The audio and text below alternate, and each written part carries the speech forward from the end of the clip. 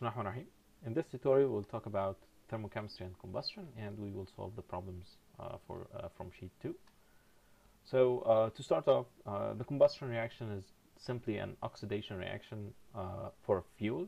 This fuel can be in the gas form, like natural gas, or in the liquid form, something like kerosene, or in the solid form, like coal or carbon. And the oxidant can be pure oxygen or air. Air is the most common oxidant used in industry, but in extreme cases we can use oxygen as the oxidant for that fuel to reach very high temperatures.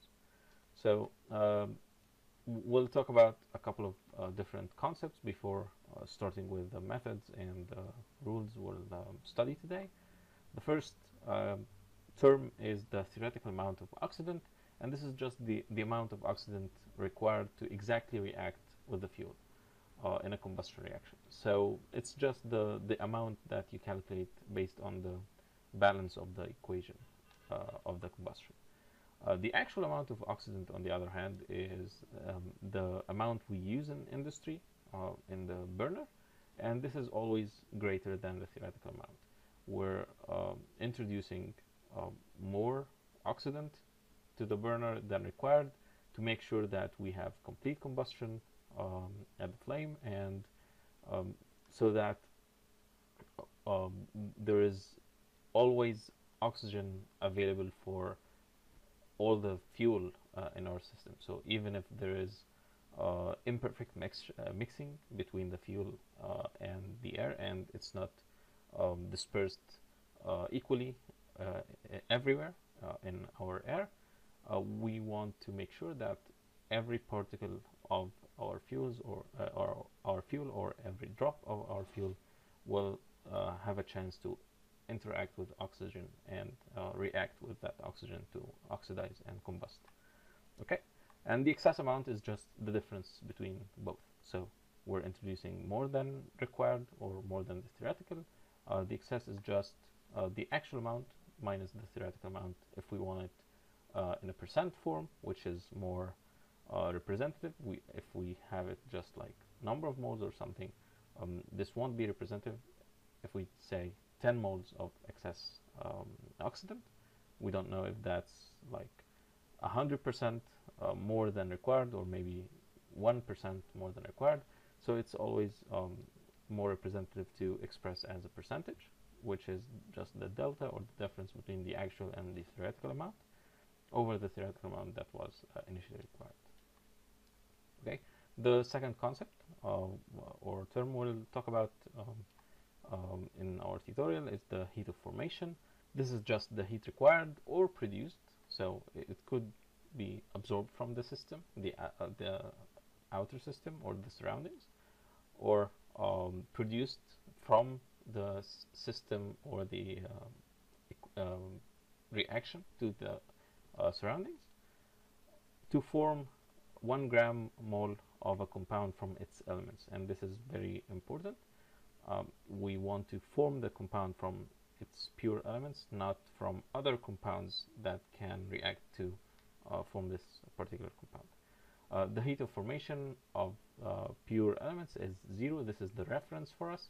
So all the pure elements are 0, and that's why we actually use them as our reference to create other compounds. Okay, so as an example, this is a formation reaction for carbon dioxide. We can react carbon with oxygen to form 1 mole of carbon dioxide, and if we do that experiment or reaction in the lab and measure the amount of heat required or produced, and this is of course an oxidation reaction, so it will be produced to form this 1 mole of carbon dioxide. This will be the Q, which stands for heat, F, which stands for formation. Okay, but we cannot say, for example, we can form carbon dioxide by reacting carbon monoxide plus half oxygen molecule to create 1 mole of carbon dioxide. This is not a formation reaction. Okay, we have to have those as pure elements to cancel or to be 0, so that the heat of formation or the heat measured will only be the heat of formation of this compound, right? Okay. Um, Third or next concept is the heat of combustion, and it's the heat produced, and it's always produced since oxidation reactions are always exothermic reactions to produce heat from complete combustion of 1 gram mole of that fuel. As an example, we can oxidize or combust carbon with oxygen to form carbon dioxide, and the heat generated in that reaction will be the combustion, the heat of combustion of carbon. And since this is also a formation reaction for carbon dioxide, so here the QF, or the heat of formation of carbon dioxide, is equal to QC, the heat of combustion of carbon, is equal to negative 9.4 kilocalorie per gram mole, of course. So, okay, and the negative here indicates that it's generated heat, not absorbed heat from the surroundings. Another example is hydrogen combustion with oxygen to form water vapor. This is also a combustion reaction for hydrogen, or formation reaction for water vapor, and the value for that is negative 68 kilocalorie per gram mole. Just one thing to notice here, some people might be tempted to multiply this entire equation by 2 so that we don't have any fraction in the balance, but as it's defined above, the reference is 1 gram mole of the fuel. So the entire balance of the equation is pivoted around this fuel to be 1 gram mole, or 1 mole in the balance, and everything else is balanced according to that, okay, or in reference to that.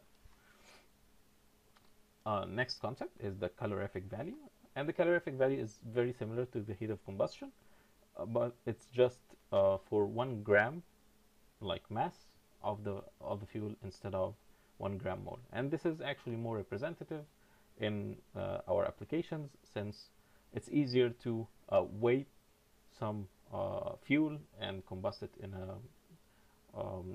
a factory or in a burner, and not count the number of moles of a certain fuel, of course. So it's linked or related to the heat of combustion by just dividing the heat of combustion, which is for 1 mole, by the molecular weight of that particular fuel, to get the calorific value as how much energy per gram or per mass gram of that fuel. Okay.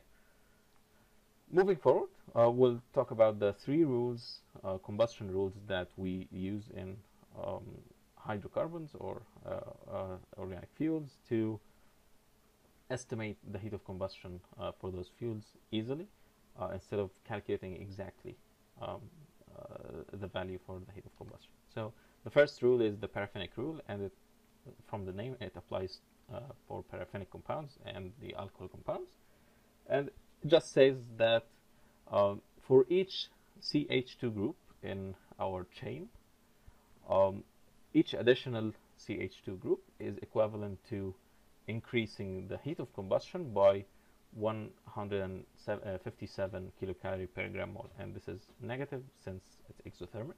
So each additional CH2 group will add to the heat produced when this fuel is oxidized 157 kilocalories. Okay, for example, if we want to calculate or estimate the heat of combustion for propane, knowing the heat of combustion for methane, we can estimate that using the heat of combustion of methane plus in the negative direction, so it's minus 157 times the difference in CH2 groups between the two carbon chains here. So this is C3 and this is C1, so the difference is 2 CH2 groups, and we can estimate the final heat of combustion value for the propane gas. Alright, the second rule is Werners Rule, and it states that for hydrocarbons that contain oxygen, we have carbon, hydrogen, and oxygen. To estimate the heat of combustion for that compound, we just break that compound down. So this is CHYOZ. Okay, we break that to X number of carbon atoms or moles, Y over 2, of course, H2, since H is a diatomic gas, and Z over 2 O2, also since the oxygen is also a diatomic gas. And once we break the compound down, as if there are no bonds in that compound between those three elements, we remove all that oxygen that's present in the compound. But not only the oxygen, the Z over 2 oxygen, will take an equivalent amount of the carbon existing in that particular compound to create or to form carbon dioxide. All right, so first we remove all the oxygen, remove an equivalent amount of carbon that forms carbon dioxide with that oxygen to be removed, and the remaining carbon and hydrogen, we will combust them separately as if they're just two separate fuels, and we can just add up the values or the heat produced from each one to estimate the total heat of combustion for this hydrocarbon compound. So as an example, we have this sugar, C12, H22, and O11. So the entire hydrogen will be combusted separately, so 22 over 2, since it's a diatomic gas, times the heat of combustion of hydrogen, plus the 12 carbon atoms that were in the compound. But we need to remove first 5.5 moles of that carbon that would interact with the oxygen and just go as get out of the compound as carbon dioxide. So 12 minus 11 over 2, which is 5.5, times the heat of combustion of carbon. So the remaining carbon times the heat of combustion of carbon plus all the hydrogen that's in the compound times the heat of combustion of that compound of hydrogen. Okay. The final rule is Hess rule, and this rule is actually not specific only to combustion, but we're just using it especially for this case. But this is just a generalized rule for any reaction. It states that the heat of any reaction is equal to the difference of the heat of formation of products and reactants. And this is the mathematical representation of that. And physically speaking, it simply states that the energy to form the products minus the energy that was inlet into the reaction to form the reactants is the energy produced or required for that reaction to take place. So the reactants will go into the reaction, break all the bonds, and all the chemical energy stored in them will be released. Let's say 100 joules, for example. And the products, if they require 80 joules to form the new bonds between the different compounds, we still have 20 joules that were released from the reactants. So this would be an exothermic reaction producing heat to the surroundings. And if we required like 200 joules, so we will withdraw or get an extra 100 joules from the surroundings. So this will be an endothermic reaction. So the difference between the energy to form or the energy stored in the products minus the energy that was stored in the reactants is the heat of that particular reaction. And if the reaction is a combustion reaction, this heat is referred to as QC. All right. So as an example, let's see how this would be calculated. We have here an oxidation, and oxidation reactions will always have 0 for the oxidant, whether it's oxygen or oxygen plus nitrogen, since nitrogen is also an element and will also get in the other side of the reaction as 0 as well. So to calculate the heat of combustion for that particular fuel, we just calculate the heat in the products the combustion products are always carbon dioxide and water vapor in here. So just 1 times the heat of formation of carbon dioxide based on the balance of the chemical reaction, and 2 times the water vapor heat of formation minus the heat of formation of this fuel. Okay, so it's always, the oxidant will always cancel out as 0. So it's the heat of combustion or heat of formation of the combustion products minus the heat of formation of the fuel to get the heat of combustion of that particular fuel. Okay, let's solve a couple of problems to exercise. So the first problem is to calculate the calorific value of octane, given that the heat of combustion of hexane is negative. This is just flying on the side. Negative 1002 kilocalorie. Of course, this is per gram mole. Okay, so this is clearly using the paraffinic compound rule, sorry, since both are alkanes in here. So to get the heat of combustion of octane based on the heat of combustion of hexane, which is this part, we just increase the carbon chain by 2 CH2 groups, which is equivalent to 2 multiplied by negative 157. And this is the new heat of combustion. But this is not the final requirement. The final requirement is the calorific value. So we just need to divide that heat of combustion we got over the molecular weight of octane to get how many kilocalories per joule of that octane fuel we get on oxidizing that particular fuel. All right, next problem. Calculate the heat of combustion of sugar, and this is the sugar compound we want to calculate the heat of combustion for. And this is actually the same compound from our example on Werners Rule. So using Werners Rule, we'll just multiply the heat of combustion of hydrogen times the number of hydrogen moles in here, which is 22 over 2, since it's a diatomic gas. And the remaining carbon, after some carbon dioxide is released from this reaction, is just the 12 minus the number of moles of oxygen, which is 11 over 2, the 5.5. So this is 6.5 times the 94 for carbon combustion. And adding those together, we get the total value of the heat of combustion of this sugar. Right? Next problem. Calculate the heat of combustion of acetylene, given that the heat of formation of this acetylene is 54 kilocalories. So since we have the heat of formation, we know it's directing us towards Hess rule. So using Hess rule, we just need first to balance our chemical reaction, and very important to keep the fuel as 1 mole and balance everything else in reference to that. So even if we got fractions like this, we don't multiply the equation by 2 or anything. Okay? Once we balance our reaction, we can then use Hess rule to calculate the energy in the products minus the energy in the reactants or in the fuel, since the oxidant is always 0 as we agreed. Okay? To get the final heat of combustion for that fuel.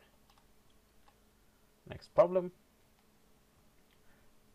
Next problem says calculate the required amount of air to combust 220 grams of propane using 20% excess of that air. Okay, so let's just number those and go one by one. So first requirement, we will need to first balance our combustion reaction. So 1 mole of propane to be combusted, and if we balance this reaction, we'll find that we need 5 moles of oxygen, and of course with the accompanying 4 moles of nitrogen per 1 mole of oxygen. Okay, since this is air, this is just 5 moles of air. All right, that's actually the theoretical amount. In a second step, or in the same step, just like I did here, we need to multiply that by 120%, since we have 20% excess of oxygen, and 1.2 times 5 is just 6 moles of oxygen. Those 6 moles of oxygen, 5 will react with the propane, and 1 mole will remain and will come out of the reaction as is. And of course 6 moles times 4 is 24 moles of nitrogen that go in and come out as is, no change except for the temperature, of course. But this is just for combusting 1 mole of our fuel. This is the final balanced equation for 1 mole. But we need to combust 220 grams, which when we calculate the number of moles based on the molecular weight, we find that this is 5 moles of the propane, not just 1 mole. So we need to multiply this equation by 5, and everything is multiplied by 5 in here. Alright? We can then now get the required amount of air. And since this is just amount, and it doesn't say whether it's number of moles or grams, the standard for amounts is just mass or grams. So we'll need to calculate the mass of the air, not just the number of moles. So we'll just need to convert in the end. Okay, so the number of moles of air is just 5 times 1.2 times 5, this bracket in here, times 5 moles of air, since each mole of oxygen will be accompanied by 4 moles of nitrogen. So the total number of moles for air is 150 gram mole, and the mass of air is just the number of moles of that air times the molecular weight average of that air. And the molecular weight average, as we mentioned before, it's better to recall that or to remember that so that you can use it and calculate faster anything that has to do with air, instead of having to recalculate it every time based on the 1:4 ratio of oxygen and nitrogen. Okay, this is the first requirement, so this is number 1. Let's go to requirement number 2. Calculate the volume of that air at a certain pressure and temperature. This is very simple. From the ideal gas law, we have the temperature, pressure, and the number of moles, which is 150. From here, we get the volume of that air in going into the combustion reaction. Third requirement, calculate the volume of the combustion products if they are cooled to 120 degrees Celsius and 730 millimeter mercury. Same for combustion products. We just need to calculate the total number of moles coming out, 15 plus 20 plus 5 plus 120, and we already got the temperature and pressure, so we can easily calculate the total volume of the combustion products. The fourth requirement, calculate the partial pressure of carbon dioxide and the density of the combustion products. So the partial pressure, we just need the molar fraction, which is 3 over the total number of moles here, or 15 over the total number of moles here. So calculating the partial pressure of the carbon dioxide, it's 3 over 32 times the total pressure of the products, which is 730 millimeter mercury. Okay. The second part of the final requirement is the density of the combustion products, and the density is simply the total mass over the total volume, and the total volume is calculated in here. The total mass can be calculated by getting the mass of each of the combustion products, like this fraction here, or we can actually calculate it using the inlet fuel and inlet air that was just calculated here, since we have mass balance or conservation of mass around this equation. So mass in must equal to mass out, but the chemical bonds between the different elements form different compounds, but the total mass in must be exactly as the total mass out. So you can just calculate it using inlet fuel and air, or the combustion products, and the total volume is calculated in here. Okay, that's it for this problem. Next problem, According to an environmental law, the percent carbon dioxide on dry basis must be less than or equal to 10%. This is the limit for this environmental law. We can't have carbon dioxide coming out uh, in the combustion products more than 10%. So we need to calculate the excess air, percent excess air, to combust 72 grams of pentane fuel to complete combustion. All right, and 72 grams of pentane to just make the calculation easier, since 72 grams is just 1 mole. Balancing the equation, we find that we need 8 moles of oxygen to combust this 1 mole of pentane, and this is the theoretical amount, of course, and we need to get how much excess we need to add to this reaction. So this is the parameter x, just the excess number of moles to add extra so that we get this percentage. Right now it's not known. We'll need to solve a relation to find it, but it's just an unknown or a variable in here. Okay, so since x number of moles excess came in, oxygen and nitrogen, it needs to come out the same here and here. Okay, and the number of moles of pentane, just like we said, is 1 gram mole, so this equation checks. We don't need to multiply that by any factor. And to get the total number of dry combustion products, dry combustion products means we just take out the water vapor from the combustion products. Okay, so it's 5 plus x plus 32 plus 4x, like we see in here. So the expression n dry as a function of x is just 37 plus 5x. Okay, and the maximum limit for us is for the y carbon dioxide, or the molar fraction of carbon dioxide should be 0.1 based on the dry basis, so 5, which is the number of moles of carbon dioxide, over the total number of moles of dry components or dry products, which is 37 plus 5x. This is a very simple relation. We can retrieve the x, and the x here is 2.6 gram moles. But this is not the excess percent, this is just the excess number of moles that we need to introduce into the system. And as we agreed before, it's always better to express excess amounts as percentages and not number of moles.